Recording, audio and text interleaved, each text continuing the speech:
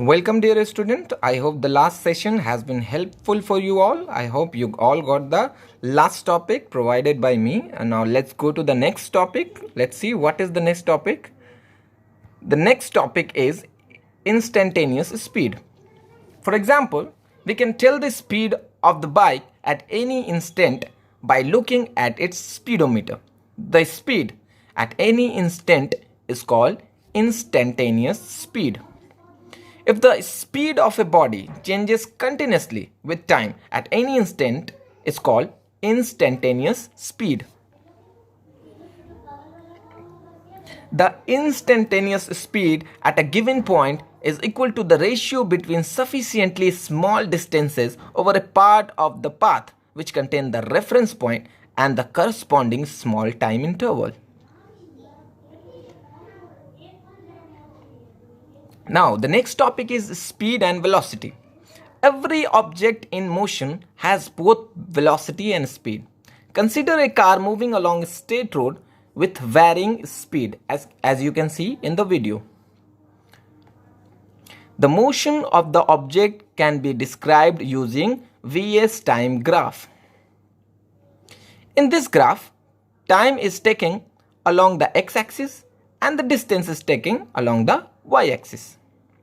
From the graph, it can be observed that in time interval t1 to t2, the car traveled a distance equal to s2 to s1.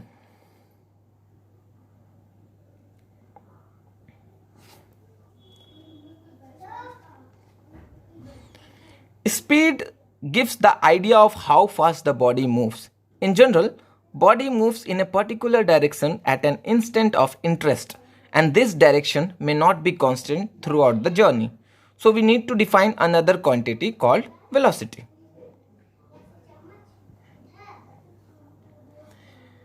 Velocity gives the idea of how fast the body moves in a specified direction. So it is a vector. A vector can be represented as a directed line segment. As you can see, its length indicates magnitudes and arrow indicates its direction. If a body moves in a curved path, the tangent drawn at its point on the curve gives the direction of velocity at that instant.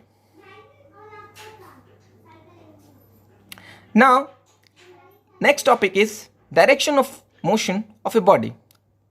Let's perform some activity. Click on activity. Let's see what is the activity. Take an object which is tied to the string at one end. Try to rotate the string in a horizontal direction as it makes a circle. Now release the string at any point on the circle. Observe the direction of motion of the object. Repeat the same procedure for different points. What do you see? Now what you have observed now? You have observed that the object will moving in a straight line with respect to the released point.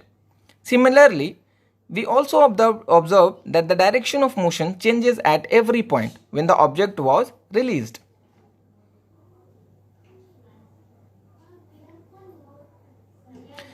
Now what you have learned?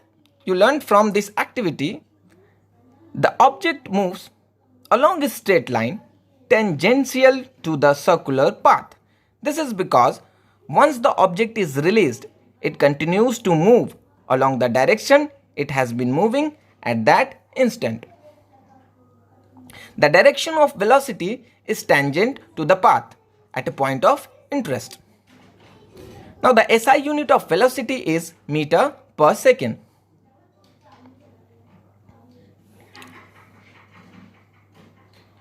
Now, what is uniform and non-uniform motion? Consider a moving vehicle which covers a distance of 5 meters in the first minute, 5 meters in the next minute, 5 meters in third minute, and again 5 meters in the fourth minute, as you can see in the video. In this case, the moving vehicle covers 5 meters each minute. As the object covers equal distances in equal interval of time, it is said to be in uniform motion.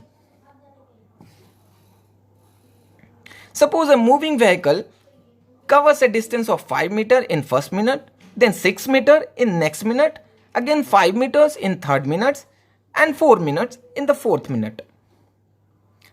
Now what you see, in this case, the moving vehicle covers unequal distances each minute. As the object covers unequal distances in equal interval of time, it is said to be in non-uniform motion.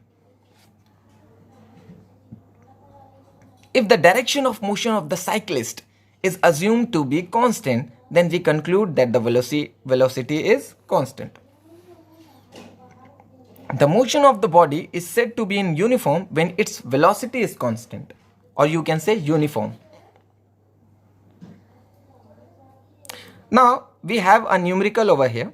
A man standing under a lamp of height h above the ground starts running with a constant speed v in a constant direction. The light from the lamp falling on the man forms a shadow of him. Find the velocity with which the edge of shadow of the man's head moves over the ground if its height is h. Now let's see the solution. What is the solution for this numerical? For that, we have to click on the button given on the solution part. Now you can see the solution. Go through the solution and try to understand it, how we have done the numerical.